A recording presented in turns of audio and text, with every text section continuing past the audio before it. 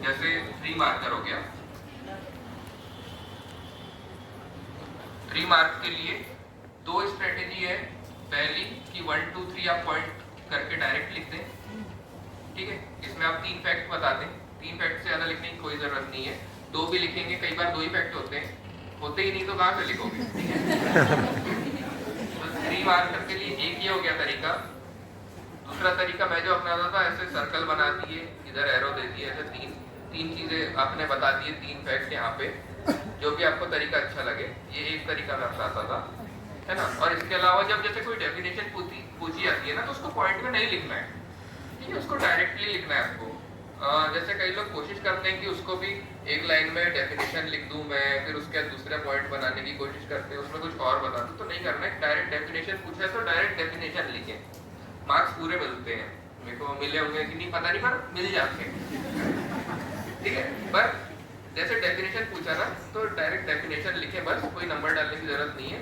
और हाँ, जो भी इंपॉर्टेंट फैक्ट जो होते हैं ना, मान लीजिए कोई लाइन लिख रहे हैं आप, तो उसको ना अंडरलाइन जरूर करें। सबने ही बताया होंगे इस चीज को आपको, तो अंडरलाइन करना ही है आपको, है ना, हर जगह फैक्ट्स को। तो ये तरीके हो गए 3 मार्कर के। 5 मार्कर में भी बहुत इजी रखना है आपको।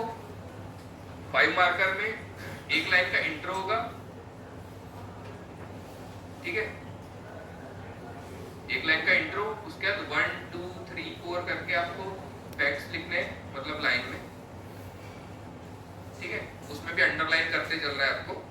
5 भी हो सकते हैं फैक्ट्स, आपको जितनी जानकारी हो। कई बार 3 याद आते हैं, कई बार 4, कई बार 5, आपके हिसाब से। और उसके बाद लास्ट में एक लाइन का जो रहता है कंक्लूजन रहता है। अब ये प्रैक्टिस से आएगा आपको कि एक लाइन का कंक्लूजन कैसे लिखे, क्योंकि मुश्किल से 8 से 9 लाइन तो दी हुई है ना, 8 से 9 लाइन, तो इसमें ही आपको कवर करना है। तो इससे ज्यादा तो आप लिख भी नहीं सकते। और कोशिश करें ना डायग्राम ना बनाए 5 मार्कर में, क्योंकि गुंजाइश नहीं है। जबरदस्ती में आंसर ना कई बार बिगड़ जाता है डायग्राम बनाने के चक्कर में। जितना सिंपल रखेंगे आपका पेपर भी उतने जल्दी अटेम्प्ट होगा। कौन बोल रहा है? खड़े गए बोल इसके लिए। हाँ, सब सब्जेक्ट में।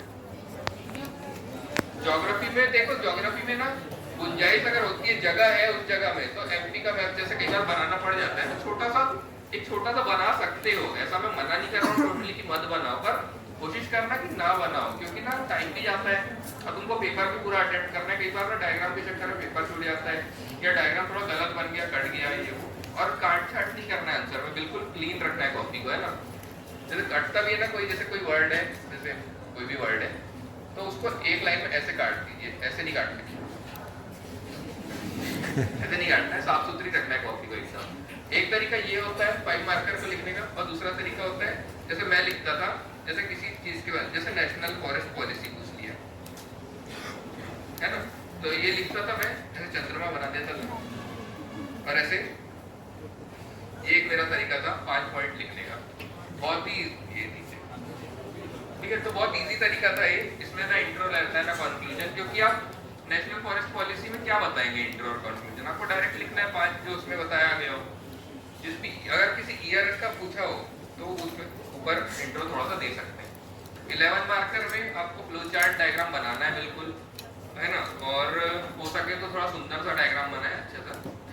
तो 11 मार्कर में ये स्ट्रेटेजी रहेगी, 2 पेज रहते हैं, तो एक में इंट्रो लिखेंगे 3-4 लाइन का, फिर उसके बाद डायग्राम या फ्लो चार्ट रहेगा शुरू में ही, फिर उसके बाद में आपके पॉइंट्स रहेंगे 1 2 3 4, जैसे भी 7-8 पॉइंट रहते हैं उसमें, और उसके बाद में कंक्लूजन। बिल्कुल सिंपल रखना है आंसर, कोई ज्यादा जरूरी नहीं है, क्योंकि मार्क्स में मार्किंग अच्छी होती है ऐसे में, और ऐसे में आपका पेपर भी जल्दी अटेम्प्ट होता है। जितना अपना आंसर को सजाने में टाइम लगाएंगे ना, तो उतना ज्यादा आप पेपर में पीछे होते जाएंगे, ठीक है। तो कोशिश करिए ऐसे आंसर लिखिए। अब आपका अपना भी तरीका हो सकता है, किसी और का और तरीका होगा, तो ये, और किसी का और क्वेश्चन लास्ट है ना, जैसा कि आप हाँ बोल। जैसा कि आपने बताया अभी कि आपके 158 मार्क्स थे, 1075, जो कि सर मेरिट में नाम लेने के लिए अच्छा कंट्रीब्यूशन। हाँ, तो सर और आपसे ऐसे क्या क्वेश्चन पूछे थे 158? हाँ, तो एक क्वेश्चन मुझे जो ऐसा लगता है कि जो मुझसे पूछा गया और मैंने अलग आंसर दिया, तो मुझसे ये पूछा गया था कि आप में ऐसे क्या गुण है जो आप अधिकारी बने, और आप ही ऐसा क्या करेंगे जो दूसरे नहीं कर रहे हैं। तो मैंने आंसर दिया था कि मैं जब अधिकारी बनूंगा तो मैं शासन में जाके शासन से निवेदन करूंगा कि मैं महीने में एक ऐसा जनता दरबार लगा सकूं जिसमें मैं लोगों की समस्या जो है डायरेक्ट अपने लेवल पे पर्सनली सॉल्व करवा सकूं। समझ रहे हैं? जैसे जन सुनवाई तो होती है, लेकिन जन सुनवाई क्या होती है, अधिकारियों के बीच में होती है, उसमें उतने त्वरित फैसले नहीं होते, उसकी भी कुछ प्रोसीजर होती है। तो मैं ना डायरेक्टली सॉल्व कर सकूं, ऐसा कुछ कर सकूं।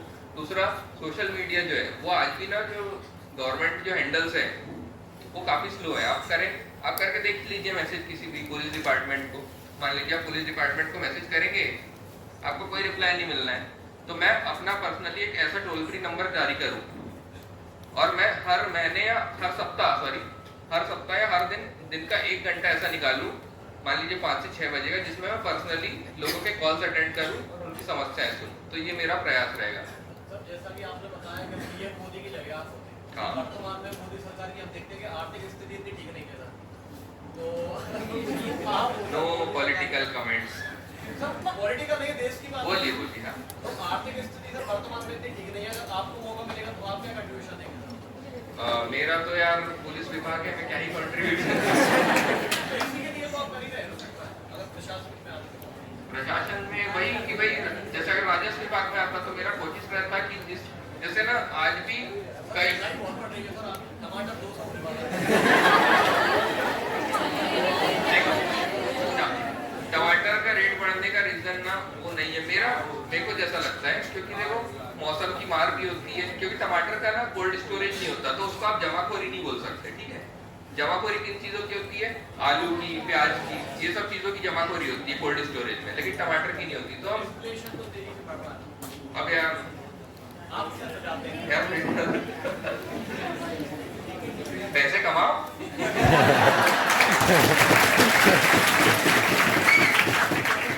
पैसे कमाओ, गरीबी हटाओ।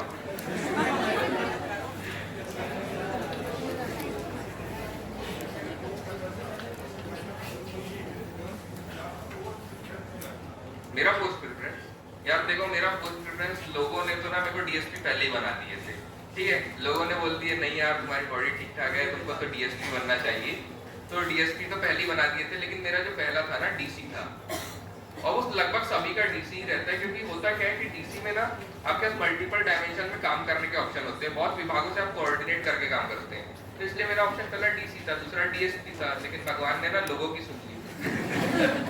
लेकिन मुझे पसंद है, मुझे ऐसा नहीं है कि मुझे कोई नहीं पसंद है, पर मेरे को बहुत पसंद है और मैं बहुत अच्छा काम करने की कोशिश करूंगा इस विभाग में भी।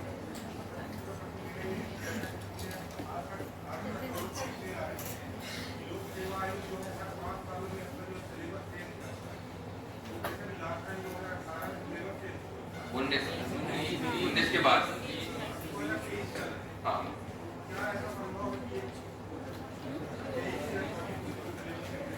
बिल्कुल संभावना है सिलेबस चेंज हो जाए, हो सकता है माइनस मार्किंग इंट्रोड्यूस हो सकता है कि थोड़े, पर ना जो कॉमन सब्जेक्ट है वो चेंज नहीं होंगे, तो इतना है ना फर्क जो अच्छे से पढ़ रहा है ना उससे नहीं पढ़ता है। ठीक है,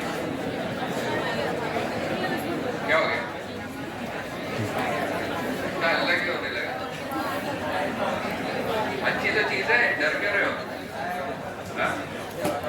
होना चाहिए भाई, इतना कट ऑफ जा रहा है इस बार, 80+ कट ऑफ दिया है। चलो फिर, है ना।